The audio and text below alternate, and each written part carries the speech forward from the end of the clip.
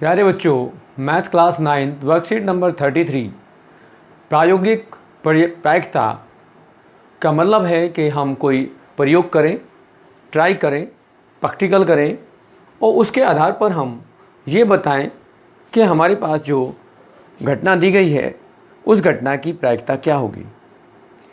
तो सबसे पहले जो हमारी वर्कशीट में दिया गया है उसके ऊपर थोड़ा सा चर्चा करते हैं।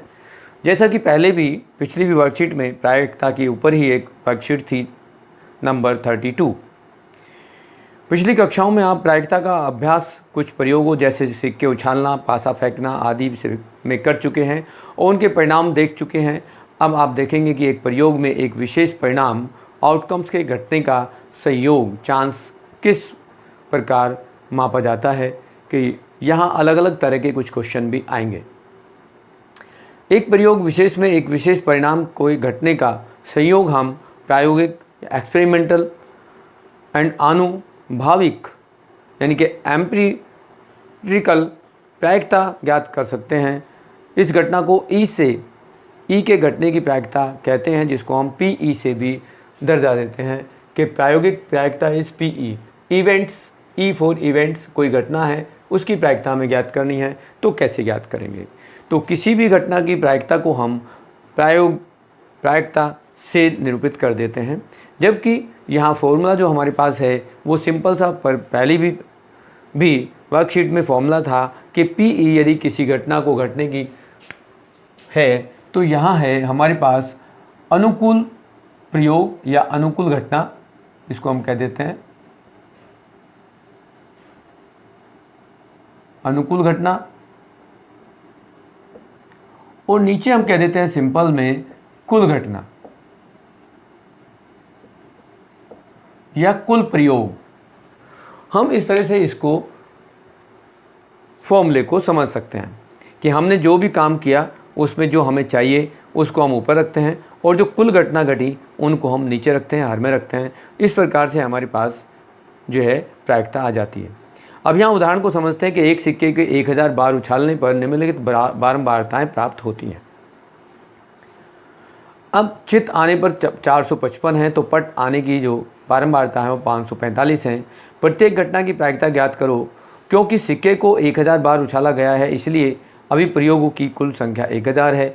मान लीजिए हम एक चित आने की घटना को ई से और एक पट आने की घटना को एफ से प्रकट करते, इसलिए एक चित आने की प्रायिकता चित के आने की संख्या बटे अनुप्रयोगों की कुल संख्या हो गई, अर्थात पी ई बराबर 455 बटे 1000, जिसको हम दशमलव में बदलें तो 0.455 हो जाएगा। इसी प्रकार एक पट आने की प्रायिकता पटों के आने की संख्या बटे में अभिप्रयोगों के अनुकूल संख्या। तो यहाँ हमारे पास पी एफ लिखेंगे 545 बटे 1000, जिसको दशमलव में बदलेंगे तो वो 5.545 होगा।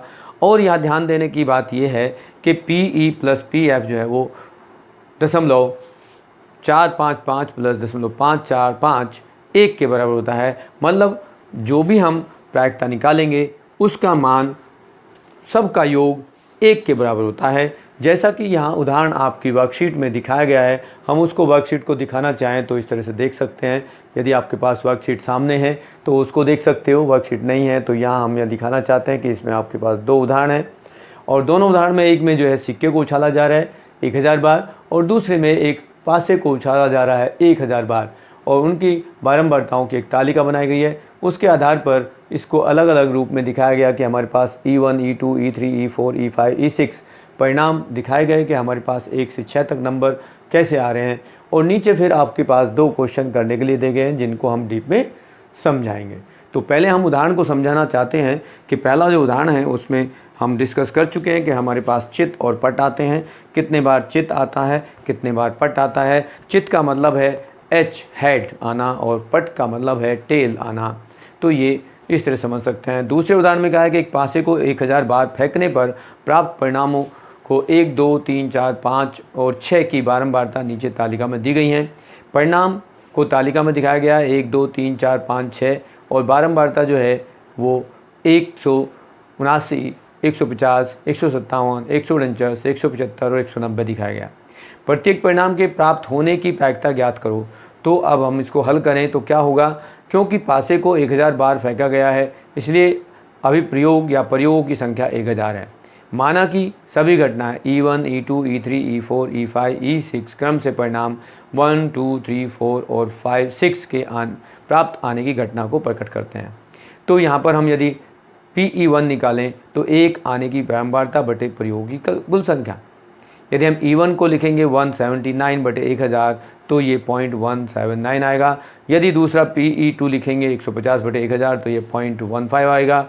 इस तरह से PE3 निकाल रहे हैं 157 बटे 1000 तो 0.157 आ गया। E4 149 बटे 1000 है जो 0.149 आ गया। और PE5 175 बटे 1000 करेंगे तो 0.175 आएगा। ऐसे यदि E6 निकाल रहे हैं PE6 तो 190/1000 0.19 होगा। और यदि इन सब को जोड़ दें, ऐड कर दें तो इन सब का रिजल्ट आपके पास एक ही आएगा। तो ये ध्यान रखना है कि हमारे पास जो प्रायिकता है उसका जो सारी प्रायिकताओं का योग वो 1 होता है। मिनिमम इसका मान 0 होता है और मैक्सिमम इसका मान 1 होता है। किसी भी घटना की प्रायिकता मैक्सिमम अधिक से अधिक 1 हो सकती है और मिनिमम 0 होगी। कोई घटना नहीं घटती तो उसकी प्रायिकता 0 है, और यदि 100% कन्फर्म है, पता है कि वो घटेगी, तो उसकी प्रायिकता 1 होती है। अब आते हैं क्वेश्चन नंबर 1 पर। यहाँ आपको 3 सिक्कों को एक साथ 200 बार उछाला गया है तथा इसमें विभिन्न परिणामों की बारंबारता निम्न तालिका के द्वारा दिखाई गई है, और ये हमने तालिका इसको बना दिया। अब उसने कहा है कि यदि तीनों सिक्कों को पुनः एक साथ उछाला जाए तो चित आने की प्रायिकता ज्ञात करो। तीनों सिक्कों को पुनः एक साथ उछाला जाए तो 2 चित आने की प्रायिकता ज्ञात करनी है। तो सबसे पहले हम देख लेंगे कि यहाँ हमारे पास कोई सिक्का 1 है, तो एक सिक्का यदि हम कहेंगे तो उसमें कितने हमें घटना मिलेंगी। एक सिक्का यदि लेते हैं तो क्या होगा, एक सिक्का यदि लेते हैं तो हमारे पास या तो H आएगा या टेल आएगा, चित आएगा या पट आएगा। यदि 2 सिक्के लेते हैं तो हमारे पास यहाँ HH होगा, यहाँ TT होगा, यहाँ HT होगा, यहाँ TH होगा। और यदि 3 सिक्के लेते हैं तो उसके लिए समझने के लिए ज़रूरी है कि आप 3 बार H हो सकता है या तीनों बार टेल हो सकता है या 2 बार H और 1 बार टेल हो सकता है। इसको इस तरह से हम लिख सकते हैं कि ये हो जाए या फिर इस तरह से भी हो जाए, या फिर हम 2 बार 1 बार H और 2 बार टेल हो जाए तो हम इसको टेल H T और यहाँ पर T H, ये 8 हो जाते हैं। यहाँ 2 थे, यहाँ 4 थे और यहाँ आपके 8 हो गए। तो इस तरह से जो यहाँ पर आउटकम है, जो घटनाएं हैं, वो हमारे पास क्रम बढ़ते जा रहे हैं। तो यहाँ हम देखेंगे कि हमारे पास जो पहला क्वेश्चन था इसका आंसर क्या होगा। तो उसने पूछा तीनों सिक्कों को उछाला जा रहा है, 2 चित आने की घटना कितनी है। तो हम यहाँ देखेंगे हमारे पास 2 चित आने की घटना कहाँ पर है। 2 चित आने की, अब ये 2 और ये 2 हमारे पास कितने केस हैं तो हम दे सकते हैं। तो यहाँ लिखेंगे घटना क्या है, 2 चित आने की प्रायिकता, इस तरह से लिख सकते हैं। या हम लिख सकते हैं 2 चित आने की प्रायिकता बराबर क्या लिखेंगे हम, 2 चित आने की संख्या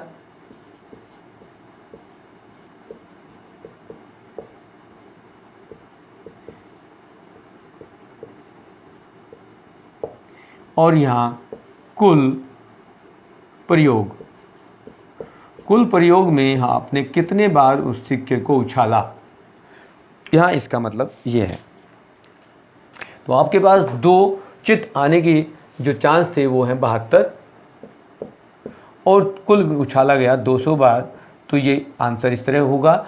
या इसको यदि और सरल रूप में लिखें तो इसको हम किसी और संख्या से काट सकते हैं। तो ये आपका जो है 8 से कट सकता है, 2 से कट सकता है, 4 से कट सकता है, 8 से भी कट सकता है। तो यदि 8 से काटेंगे तो ये आएगा 9 और यहाँ 8 दूनी 16 और 8 ये 40। तो ये आंसर भी आपका हो सकता है। आप इससे लिखें या सरल रूप में इसको 8 9 जा और 8 25 जा कैंसिल कर सकते हो। तो ये आपका सरल आंसर आ गया।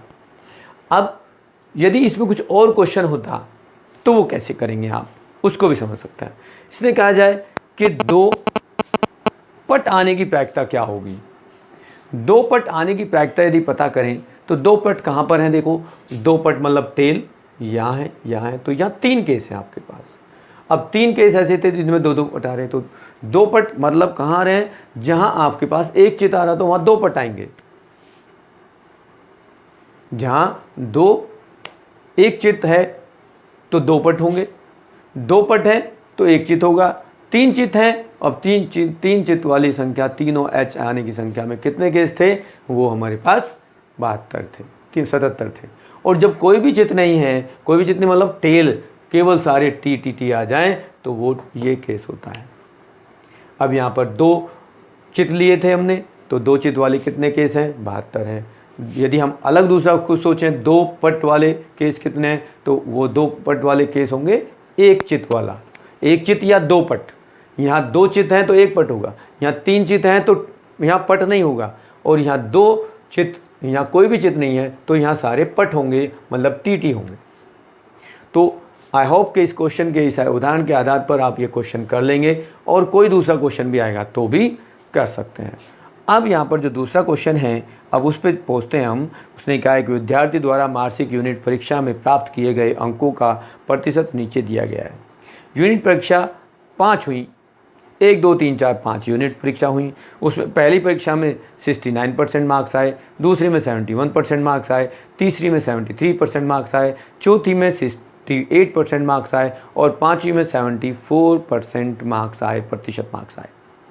अब इन आंकड़ों के आधार पर इस बात की प्रायिकता ज्ञात कीजिए कि वह विद्यार्थी 70% से अधिक अंक प्राप्त करता है। तो अब प्रायिकता कितने टेस्टों में उसको 70 से अधिक मार्क्स आए, कुल टेस्ट कितने हुए, अब यहाँ देखेंगे इस क्वेश्चन के लिए। तो इसने कहा 70%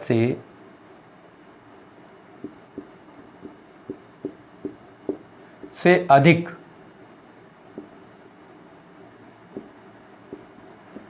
अंक आने की प्रायिकता।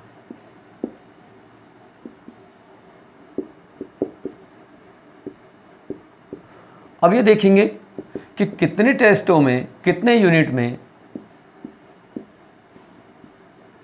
70 से अधिक नंबर आए, कितने यूनिट में 70% से अधिक अंक हैं।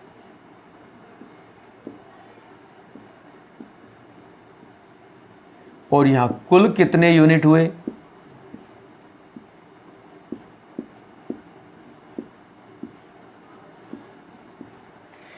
अब ये देखना, विशेष ध्यान से बात समझना जरूरी है, इस टाइप के क्वेश्चन अक्सर आते हैं। तो इसने कहा है कितने यूनिट में 70% से अधिक अंक हैं, अधिक है। तो यहाँ एक ये यूनिट है जिसमें 71% मार्क्स आए, नंबर 2 यूनिट, इसमें 73% अंक आए, यूनिट नंबर 3, और यूनिट नंबर 5 में 74% अंक आए। तो इन 3 यूनिट ऐसी हैं जिनमें 70 से अधिक नंबर आए हैं। तो कितनी यूनिट हैं, वो 3 हैं, और कुल यूनिट कितनी थी, 5। तो ये इसका आंसर होगा। यदि वो कहते कि 70% से कम मार्क्स आने वाले यूनिट या अंक या उनके यूनिट हैं तो वो कितने हैं, तो 70% से कम आने वाले ये 2 हैं, एक 69 वाला और एक 68 वाला। तो यहाँ उसकी प्रायिकता, कम आने वाले नंबर की प्रायिकता 2/5 हो जाएगी।